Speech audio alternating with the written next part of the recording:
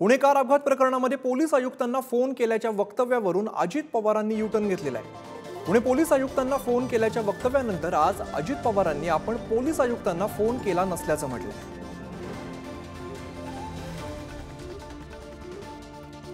मी लोकप्रतिनिधी आहे, राज्याचा उपमुख्यमंत्री। कुणी आता तुम्ही पत्रकार म्हणून मला प्रश्न विचारता, तुमचा तो अधिकार आहे। पण उद्या पत्रकार म्हणून एखाद्याने माहिती दिली की अजित पवार इथं हेही घडलेलं आहे आणि तुम्ही पालकमंत्री असणाऱ्या ठिकाणी घडलेलं आहे पुण्याचं, तर पुणे आयुक्ताला सांगतो। पिंपरी चिंचवडचं असेल तर पिंपरी चिंचवड आयुक्ताला सांगतो, कारण तेच प्रमुख आहे। आम्ही काही खाली शिपायाला आणि पी-आयला आणि ए-पी-आयला त्यांना फोन करण्याचं काही कारण नाही। मी सांगणार तिथल्या पोलीस प्रमुखालाच, आणि ग्रामीणचा असेल तर जिल्हा पोलीस प्रमुखाला।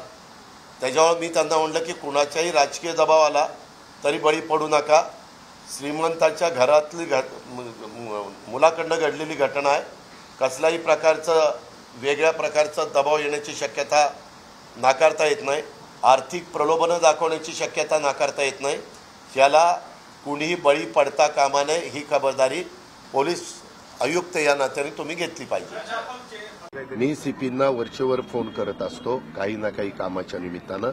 या केसमध्ये मी सीपींना फोन केलेला नाही, कारण माझं सीपींचं केस झाली किंवा त्याच्यानंतर मी होतो कुठं मी सीपींना सांगितलेलं नाही। मी सीपींना सांगितलं असतं तर मी बोललो असतो ना की मी सीपींना फोन, आणि जर मी यदा कदाचित फोन केला असता तर मी काय सांगितलं असतं की अशा अशा पद्धतीनं पुण्यामध्ये घडलेलं आहे, जे कोणी दोषी असतील त्यांच्यावर कारवाई करा, दोषी असणाऱ्यावर कारवाई करा, हे सरकारमधल्या लोकप्रतिनिधींचं सांगणं कामच आहे।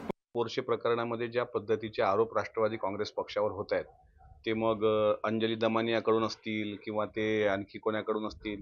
काही लोकांचं म्हणणं असं आहे की तिथल्या आमदारांचा त्यामध्ये सहभाग आहे, काही लोकांचं म्हणणं आहे सीपींना अजितदादांनी फोन केला होता। या गुंतागुंतीवर आज अजितदादांनी स्पष्ट भूमिका मांडलेली आहे। त्यांनी कुणालाच फोन केला नाही हे स्पष्टपणे सांगितलेलं आहे।